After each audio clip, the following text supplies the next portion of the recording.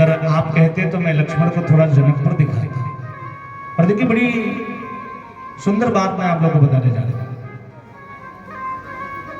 इच्छा तो राम जी की है, राम जी चाहते हैं कि चलो लक्ष्मण को वो धनुष दिखा दो, क्योंकि लक्ष्मण जी थोड़े क्रोधी स्वभाव के हैं। राम जी सोच रहे कहीं ऐसा ना हो कि मैं मर्यादा के चक्कर में बैठा रह जाऊं और मुझसे पहले लक्ष्मण जी जाके धनुष को उठा देंगे तो मेरा तो पत्ता ही साफ हो जाएगा। तो राम जी ने सोचा कि चलो क्यों ना पहले लक्ष्मण को धनुष दिखा दूं। सो गुरु जी से कहते हैं कि गुरु जी लक्ष्मण भैया की बड़ी इच्छा है, अगर आप कहते हैं तो मैं लक्ष्मण भैया को थोड़ा नगर दिखा देता। गुरु जी ने राम जी से कहा कि जाओ देखिया वहु नगरा, सुख निधान दो भाई, करहु सुफल सबके नैना, सुंदर बदन दिखाई। जाओ अपने स्वरूप को दिखा करके जनकपुर के लोगों को कृतार्थ करो। राम जी लक्ष्मण जी को लेके चले ना, वहां पे पहुंचे जहां पर स्वयंवर रचा गया था। दूर से दिखा रहे हैं लक्ष्मण देखो, यही महाराज जनक ने स्वयंवर का आयोजन किया है और यही वो धनुष है। महाराज जनक ने प्रण किया है कि जो भी व्यक्ति इस धनुष को उठाएगा उसी के साथ अपनी पुत्री जानकी का विवाह करेंगे। लक्ष्मण भैया बड़े गौर से देखने लगे। लक्ष्मण जी ने कहा कि भैया स्वयंवर का समय कितने दिन का सुनिश्चित किया गया है? आप विचार करिए, एक दिन का समय तो था नहीं भाई। एक दिन में इतने सारे राजा आए और छू करके चले गए। एक अवधि तो निश्चित होगी ना कि भाई इतने दिनों के अंदर में इस धनुष को जो उठा देगा तो विवाह हो जाएगा। किसी को पता है कितने दिन का समय सुनिश्चित किया गया था?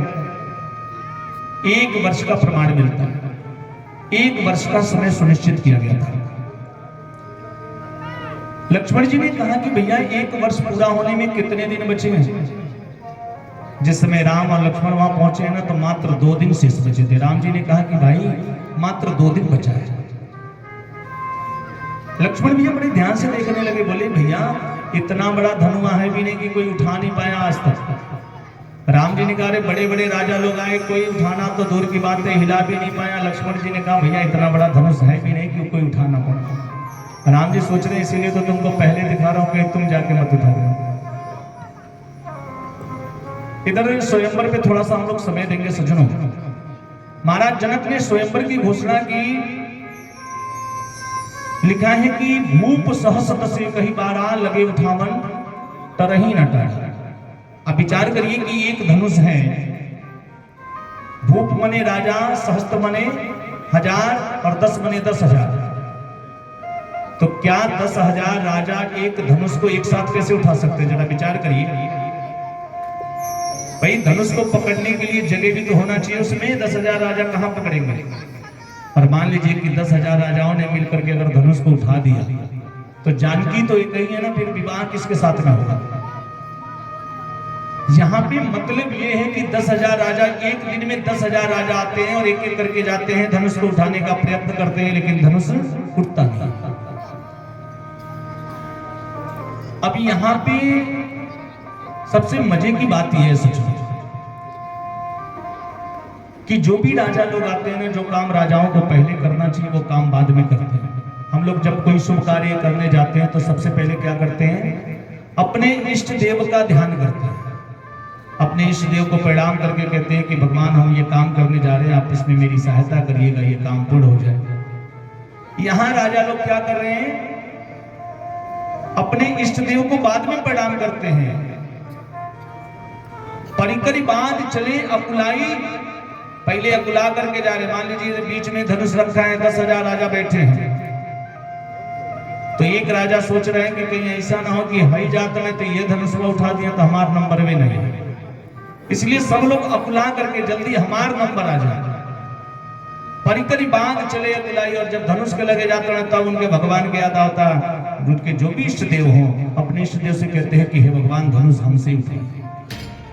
सबसे मजे की बात यह सज्जनों कि मान लीजिए 10,000 राजा बैठे हैं और 10,000 राजाओं के इष्ट देव दुर्गा जी हों, तो एक राजा जो धनुष के पास पहुंचा है वो कहता है कि हे दुर्गा जी धनुष हमसे उठवा दो।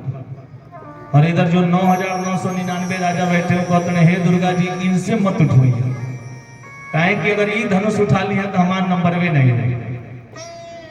और सज्जनों उससे भी मजे की बात यह है कि जब उस राजा से धनुष नहीं उठता है ना, तो वो भी आकर के उसी 9999 में शामिल हो जाता है और वो कहता है, हे दुर्गा जी हमसे ना उठल तो कोनो बात ना, लेकिन हई जौन जाता नहीं ना समझ उठ हो।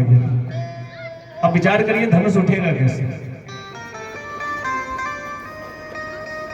सज्जनों आज स्वयंवर का अंतिम दिवस है, आखिरी दिन है, और ये सब देख करके आज महाराज जनक बड़े दुखी हैं। महाराज जनक के नेत्र सजल हो गए। महाराज जनक सोच रहे हैं कि मेरे प्रण करने की वजह से लगता है कि मेरी बेटी, मेरी कन्या कुमारी रह जाएगी।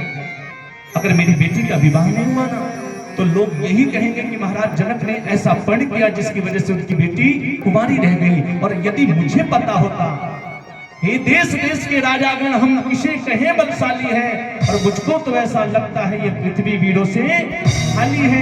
अगर मुझे ये पता होता कि संसार में अब कोई वीर नहीं बचा है, कोई ऐसा महाराज, कोई ऐसा राजा, कोई क्षत्रिय नहीं है जो इस धनुष को उठा सके, तो मैं ऐसा प्रण कदापि नहीं करता।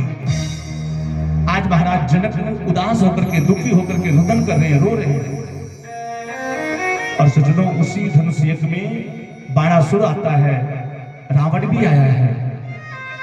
महाराज जनक शोक सागर में डूबे हुए हैं, आंखों में आंसू भरा हुआ है और अपने आप को उपहास का पात्र समझ रहे हैं। इन राजाओं को देख करके महाराज जनक का हृदय विदीर्ण हो गया। उस समय रावण वहां पहुंचता है, जाकर के महाराज जनक से कहता है कि हे महाराज जनक, आपने मुझे निमंत्रण नहीं दिया क्या? मैं आपके स्वयंवर के योग्य नहीं था? आपको मेरी प्रभुता, मेरे साहस, मेरे पराक्रम पे कहीं से संदेह है? मैं 9 ग्रहों को अपने चरणों में बिठा के रखता हूं, ऐसे रावण को आपने निमंत्रण नहीं दिया। महाराज जनक रो रहे हैं और कहते हैं कि महाराज मुझसे भूल हो गई, गलती हो गई। रावण ने कहा तो अब से निमंत्रण स्वीकार कर लूं, जाऊं धनुष को उठा दो। महाराज जनक ने कहा कि अवश्य जाइए। रावण धनुष के पास जाता है। यहाँ पे विचार करिएगा, बहुत सारी ऐसी चीजें हैं जिसको टीवी सीरियल में अनेक तरह से, गलत तरह से प्रेजेंट किया जाता है। हम लोग टीवी में देखते हैं कि रावण धनुष के पास गया है, धनुष को खूब जोर से उठाने का प्रयास करता है, धनुष नहीं उठता। लेकिन वास्तविकता यह है कि रावण धनुष के पास गया जरूर है सज्जनों, लेकिन धनुष को छुआ तक नहीं है, उठाना तो बहुत दूर की बात है। जैसे रावण धनुष के पास पहुंचा ना, तो देखता क्या है कि उस धनुष पे कुछ लिखा था, और जो लिखा था ना वो कोई साधारण अक्षर नहीं था। जो लिखा था ना वो कोई साधारण अक्षर नहीं था, ब्रह्मा जी के द्वारा रचित ब्रह्माक्षरी था। और उस सभा में जितने भी राजा थे ना, किसी को भी ब्रह्माक्षरी का ज्ञान नहीं था। रावण विद्वान था, उसको भूत भविष्य की बात पता थी, त्रिकालदर्शी था वो। उसने देखा कि उस धनुष पे लिखा है, उसे ब्रह्माक्षरी का ज्ञान था। उसने देखा कि इस धनुष पे लिखा है कि जो भी इस धनुष को उठाएगा या तोड़ेगा, उसके पिता की मृत्यु हो जाएगी। उसे 14 वर्षों तक अपनी पत्नी के साथ वन में भटकना पड़ेगा। रावण ने सोचा, एक पत्नी हो तो रिक्श के लिए 14,000 पत्नियों को लेकर के मैं कहां घूमता फिरूंगा। और ये देख करके रावण वहीं रुक गया। उस सभा में जितने भी राजा थे ना, सभी राजाओं के मस्तिष्क को देखने लगे, विचार करने लगा कि देखूं तो सही, इस धनुष को तोड़ने का सौभाग्य किसको प्राप्त होगा। और सज्जनों देखते देखते जब रावण की नजर प्रभु श्री राम के ऊपर पड़ी है, तो देखता क्या है कि जो इस धनुष पे लिखा है ना, वही राम के मस्तिष्क पे भी लिखा है। रावण राम को बुलाता है, राम इधर आओ। राम जाते हैं रावण के पास जाकर के। राम ने रावण को प्रणाम किया। तब रावण कहता है कि राम तुम चिंता मत करो, मैं देख रहा हूं कि इस धनुष को तोड़ने का सौभाग्य तुमको ही प्राप्त होगा। राम जी ने कहा वो कैसे? रावण ने कहा कि जो इस धनुष पे लिखा है ना, वही तुम्हारे मस्तिष्क पे भी लिखा है। तब राम जी हाथ जोड़ करके पूछते हैं कि महाराज मेरे मस्तिष्क पे और क्या लिखा है?